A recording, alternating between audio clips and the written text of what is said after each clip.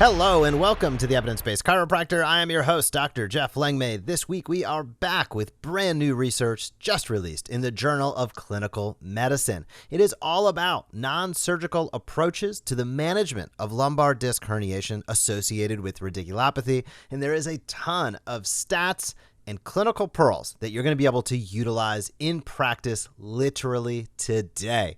Before we dive in, let me say a few words about Patient Pilot by the Smart Chiropractor. If you'd like to generate more reactivations into your practice, it is all about having the automations you need for consistency and the accountability you need to see the results. We've shipped some massive upgrades over the last couple weeks, and it's certainly over the last couple months, that have made Patient Pilot the patient reactivation system within chiropractic. We serve hundreds upon hundreds of docs around the world that are super happy with the results that they get. And let me just say, if you have seen more than 500 people in your career, you need to do a demo with us. Hop on over, see what we have going on, because this is just opportunity sitting in your EHR. And every day you're not reaching out to those individuals in your EHR, your inactive patients, is missed opportunity for you and missed opportunity for them. Revenue for you, service delivery for them. So I don't want you to miss out on each and every opportunity to welcome patients back into your practice. Patient Pilot does it in an automated fashion and also provides you with reactivation reports showing you exactly who is ready to come back into your practice, so you're not just blindly recalling patients, which is mind-numbing. Patient Pilot is a better way. You can head over to smartchiropractor.com and schedule a demo with our team to learn more. But as I said at the top, today's episode, it's going to be all around a brand new research study. I'm going to drop a link to the study down in the show notes. The official title is Non-Surgical Approaches to the Management of Lumbar Disc Herniation Associated with Radiculopathy, and this is a narrative review. Well, why is this a big deal? Well, we'll start this the way we do many studies that start or have the topic of low back pain in it, and that is almost everybody's going to deal with low back pain at some point in their life. The lifetime incidence is up to 85% of individuals worldwide will have an issue with low back pain at some point in their life. Now, most of these individuals will fall between 30 and 50 years old, with slightly higher prevalence in men than women. Well, let's talk about disc herniation. Lumbar region is the number one place for disc herniations, with L4, L5, and L5, S1 being the most common levels. Probably no new news there for you, but important to set the stage. Lumbar disc herniation is associated with radiculopathy when an extruded disc presses or contacts a lumbar nerve root. What does that result in? Well, it can, of course, result in a few different things. Local pressure, right? Literal compression, or neurochemical inflammation can cause the pain. So remember that when you look at a disc herniation, always remember there are two things that can be going on. One is that literally the disc is pressing on the nerve. There's a mechanical compression, but do not negate the fact that there can also be chemical inflammation. So sometimes, this is why sometimes you can see where there's not that much compression, but there's a lot of pain. Chances are that's chemically related. Sometimes you can see that there is a ton of pressure and there's less pain and there is more numbness, tingling, things like that. That can be because there's not as much of an inflammatory component, but there's more of a compressive component. So important to consider that when you're evaluating patients. Radiculopathy, of course, is characterized by things like pain, numbness, tingling, weakness, and it's usually unilateral. When it's bilateral, that is usually because there is a central stenosis component that affects things bilaterally. When it's a radiculopathy, it's usually unilaterally. And some physical exam findings, of course, that we see typically involve deep tendon reflex, challenges, sensory reduction, loss of dermatomal distribution, muscular weakness. All of those things are potentially seen upon a physical examination when somebody has radiculopathy.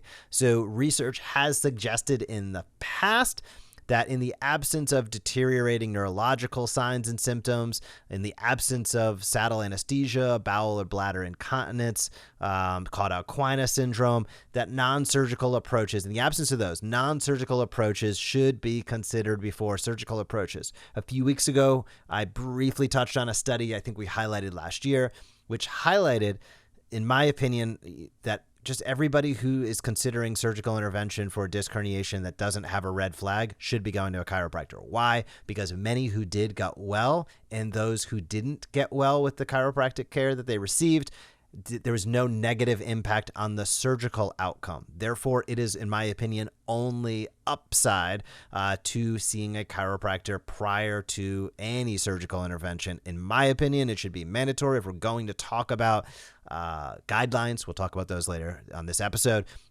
So clinical guidelines, if we're going to talk about evidence-based care, if we're going to talk about Hippocratic Oath, do no harm, if we're going to talk about and not just pay lip service to exhaust conservative care. All right, how fast can we check this box and get him to surgery?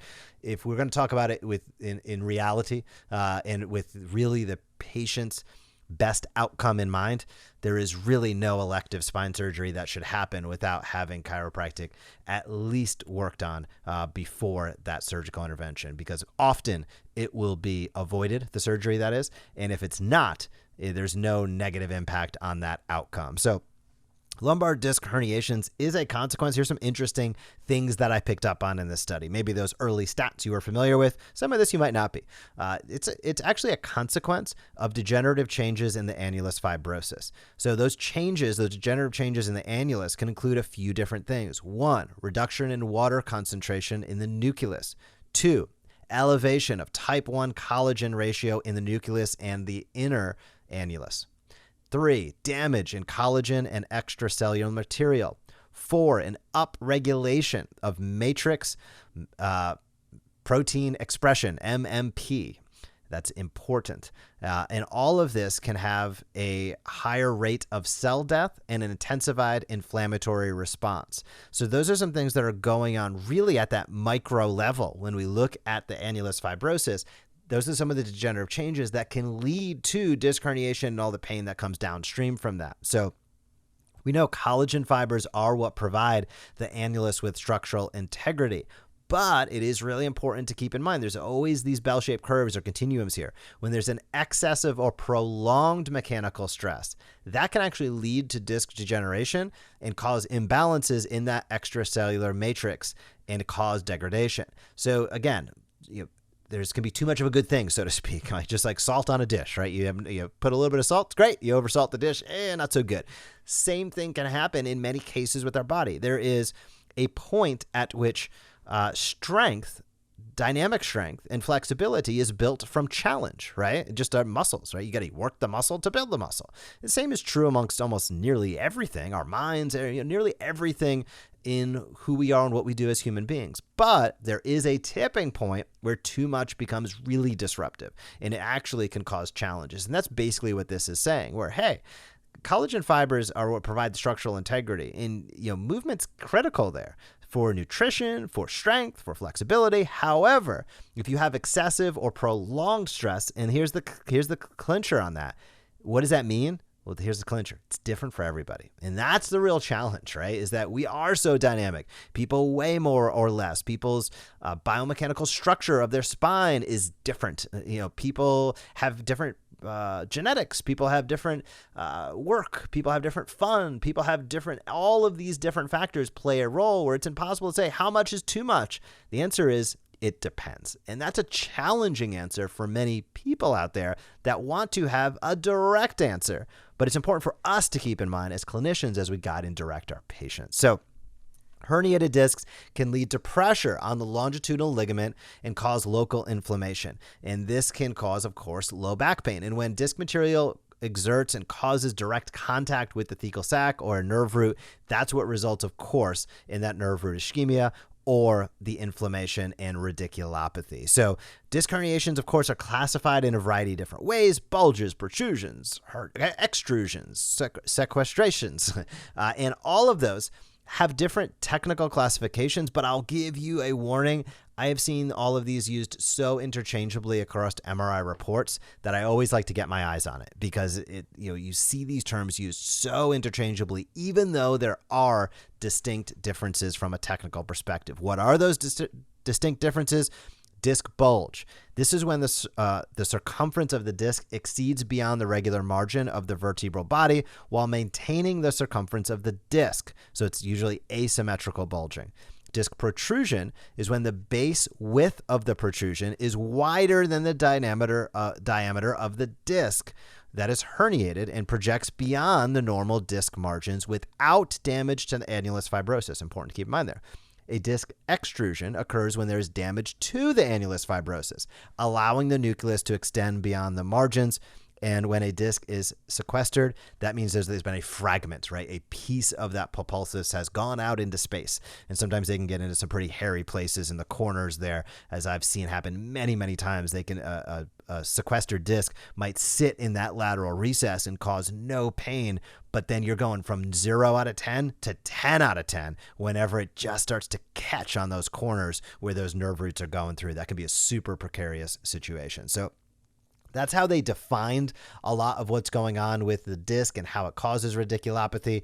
Now let's dive into some of what they found in terms of the best non-surgical options. So we know in 2023, the World Health Organization released a consensus guideline highlighting the fact that non-surgical interventions needed to happen first. We also know that patients undergoing conservative treatment typically experience benefits in about 80% of cases within 4 to 6 weeks. So a couple things there. One, 80% of cases that people have radiculopathy will find benefit with conservative means. Really important. Second component, within 4 to 6 weeks. So don't shortchange your patients, right?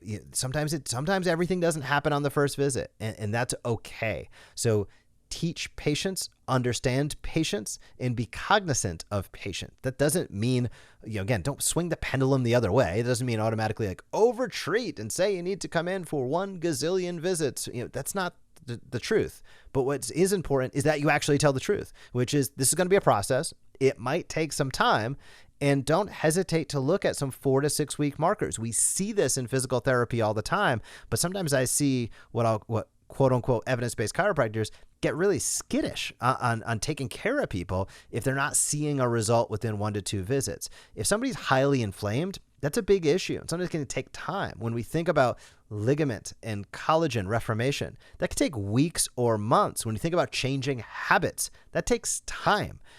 Strength and flexibility don't happen in 1 or 2 treatments, right? So getting out of pain or reducing pain typically can happen pretty quickly, but to make long-term changes takes a little bit of time. Every process takes time.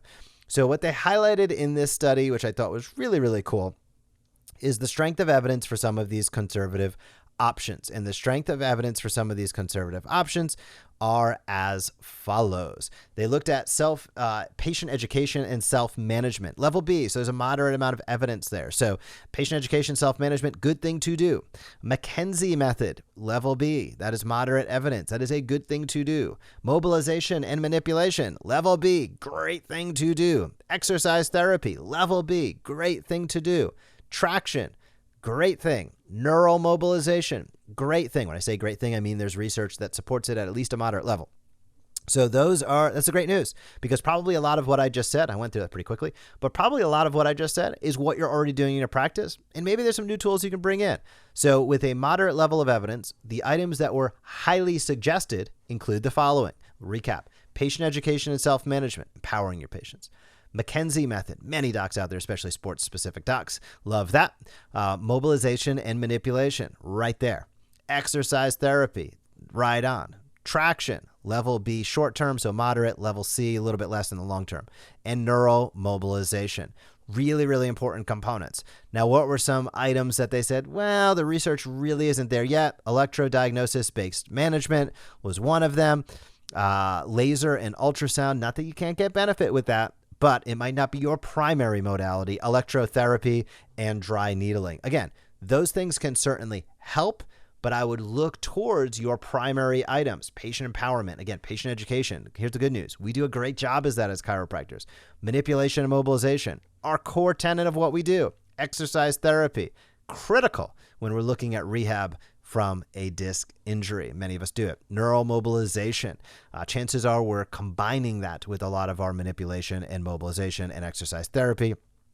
And then McKenzie Method as well. So a lot of great stuff. This study just further supports much of probably what you're already doing in practice. And that is just about the best study you can imagine, because when you get improved confidence, when you get better clarity about hey, what I'm doing is what's out there, and it is what is recommended at pretty much the highest level possible, that's a great place to be. Now, tying back to last week's episode, it doesn't mean that you're going to be flooded with referrals just because you're doing the right thing. Unfortunately, you have to get out there and build systems and processes. But if a lot of what I just described in terms of how you're approaching radiculopathy makes sense and is what you're doing in your practice, then you're probably in a darn good position to get out there and tell that story, because that is then how people can get referred into your practice. So a lot of great take-home messages in this one. I liked it. Before we wrap up, I want to say a few words about Stop Pain Clinical. They're topical analgesics that I recommend. They support this podcast. I'll ask you to support them, and you can learn more at stopa.in/EBC. I'll drop that link down below. Pick up their starter pack. I got the kit in the mail. It is awesome. And I cannot recommend it enough. If you are interested in shockwave therapy in your practice, StemWave is what I use in the practice that I own. Go stemwave.com/the evidence-based chiropractor. So have a conversation with them. Again, they support this podcast. They will hook you up with the best deal that they have available. Go stemwave.com/the evidence-based chiropractor. And if you are looking to add on a virtual assistant, no, this does not mean AI. This means a college-educated person that can help you with things like verification calls, answering phones 24/7, 365, shooting or editing, I should say, reels and short-form videos. You do not need to spend a ton of money, and you do not need to put it off any longer. Chiro Matchmakers, awesome virtual assistants. They're what I use personally. ChiroMatchmakers.com. Thank you so much for tuning into this podcast. I hope you have an awesome week in practice, and I will talk to you soon. Thank you for joining us on this episode of the Evidence Based Chiropractor. If you want to grow your practice, come back for next week's episode. If you want to grow faster, visit the evidencebasedchiropractor.com and join our MD Marketing membership today.